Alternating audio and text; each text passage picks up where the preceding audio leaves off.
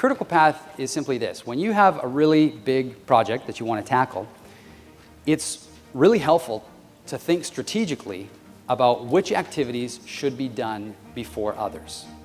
Okay?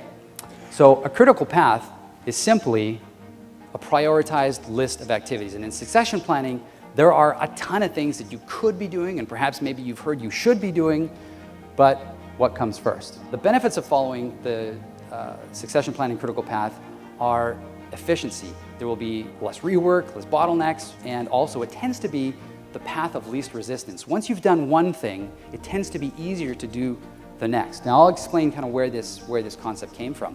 When I was doing the research for my book, I would ask folks, I would say, look, if I could give you a magic something to make succession planning work better for you, what would that magic something be?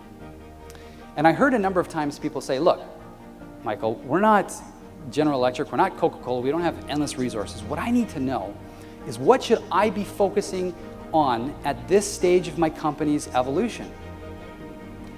Well, I thought that was a good question, and I went back and I looked at the data, and when I looked at the data with that lens, a very clear list of prioritized activities emerged, and that's what I call the succession planning critical paths. When you have a strong, solid foundation of good talent management principles, it really kind of lays the platform, a strong platform on which to launch succession planning from.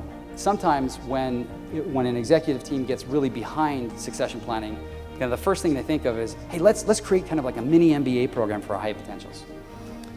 That's okay, but if you do that, and what is being taught in that leadership development program is not actually the criteria that executives are using to make promotion decisions on, then you're wasting your time because you're teaching people things that will not get them promoted.